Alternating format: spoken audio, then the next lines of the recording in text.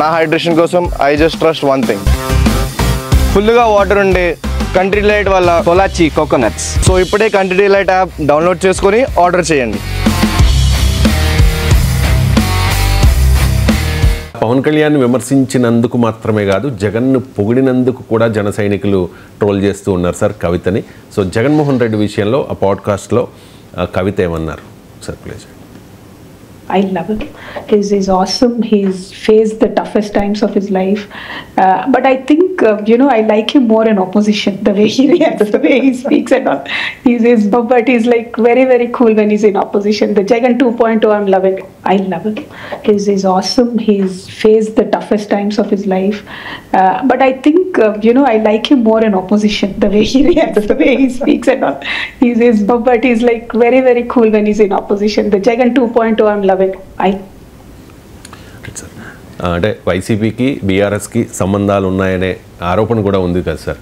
ఎన్నికలకు ముందు కూడా కేసీఆర్ అండ్ కేటీఆర్ కూడా వాళ్ళు విష్ కాకపోవచ్చు, వాళ్ళు గెస్ అని కూడా వాళ్ళు చెప్పారు. ఖచ్చితంగా నెక్స్ట్ వైసీపీ వస్తుందని చెప్పి సర్వే సంస్థలు చెప్తూ ఉన్నాయి.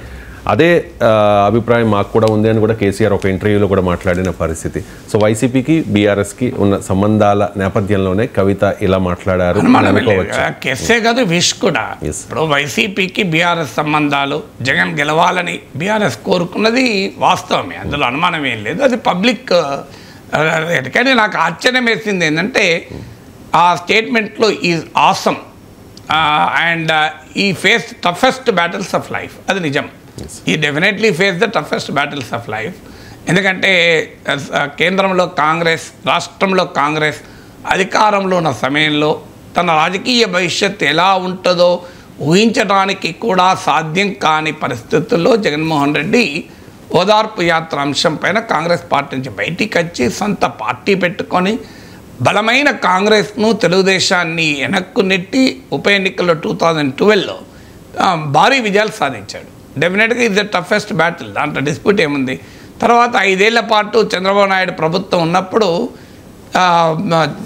సగం 23 మంది ఎమ్మెల్యేలు తన పార్టీని వదిలినా చెక్కు చెదరని దీక్షతో నిలబడి రాజకీయాల్లో 151 సీట్లు గెలుచుకున్నాడు. డెఫినెట్గా టఫెస్ట్ బ్యాటిల్. ఇప్పుడు 11 సీట్లకు పరిమితమై కూడా is facing the toughest battle, దాంట్లో డిస్ప్యూట్ లేదు. సో అందువల్ల కవిత అన్న ఫస్ట్ పార్ట్ ఇది ఆసమ్ అనేది ఆమె అంచనా. రాజకీయ విశ్లేషకుడిగా నేను ఎవరిని ఆసమ్ అన్నను, జీరో సమ్ అన్నను. So that's not my take, but she has the right to consider it. But toughest battles అయితే ఫేస్ చేశాడు, దాంట్లో ఏమి డిస్ప్యూట్ లేదు. కానీ I like is Jagan 2.0 opposition లీడర్గా ఆయన ఎంత కూల్గా ఉన్నాడు అనేది ఆశ్చర్యంగా ఉంది. ఆయన అసెంబ్లీకే రానంటున్నాడు, కూల్ ఎట్లయితుంది? So Jagan 2.0 I like it అంటున్నారు. అండ్ ఆయన ప్రతిపక్ష నేతగా ఆయన పోషిస్తున్న పాత్రను నేను లైక్ చేస్తాను అంటుంది. This is something surprise. బహుశా కేసీఆర్ కూడా అదే పాత్ర పోషిస్తున్నాడు కనుక ఆయన కూడా అసెంబ్లీకి రావడం లేదు కనుక, సో జగన్మోహన్ రెడ్డి కూడా అసెంబ్లీకి రావడం లేదు కనుక మరి కవిత అప్రిషియేట్ చేస్తున్నారో నాకు తెలియదు. కానీ కేసీఆర్ అసెంబ్లీకి రాకపోయినా ఆయన పొలిటికల్ స్పియర్లో చాలా యాక్టివ్గానే ఉన్నాడు. సో అందువల్ల జగన్మోహన్ రెడ్డి పైన విమర్శ ఏంటంటే ఆయన అసెంబ్లీకి రావడము అనే ప్రతిపక్ష నేత హోదా ఇవ్వలేందుకు రావడం లేదు అన్నాడు. కేసీఆర్ ప్రతిపక్ష నేత హోదా ఇచ్చినా రావడం లేదు కదా. బహుశా అందుకే జగన్మోహన్ రెడ్డిని జస్టిఫై చేసే పని చేయొచ్చు. సో అందువల్ల మోర్ సర్ప్రైజింగ్ ఏంటంటే జగన్ 2.0 లైక్ చేస్తాను అనడం ఇంకా సర్ప్రైజింగ్గా ఉంది. జగన్ ముఖ్యమంత్రిగా నేను లైక్ చేశాను, ఆయన ఏదో సంక్షేమ పథకాలు ఇచ్చాడు, ఆయన టఫెస్ట్ బ్యాటిల్స్ ఉంటే I can understand.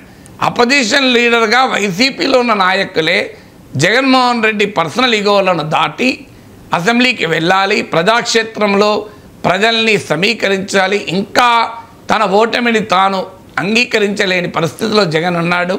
So Jagan మీకు క్షేత్రస్థాయిలో తెలంగాణలో కాంగ్రెస్ ప్రభుత్వాన్ని అడుగడుగున ప్రజా సమస్యలపైన బీఆర్ఎస్ ఎదుర్కొంటోంది. వైసీపీ ఇంకా అలా క్షేత్రస్థాయిలో ప్రభుత్వాన్ని నిలదీస్తలేదు. ఇవన్నీ విమర్శలు సొంత పార్టీలో వస్తున్న సమయంలో ఇది అపోజిషన్ రోల్ను కవిత అప్రిషియేట్ చేయడం మరీ సర్ప్రైజింగ్గా ఉంది.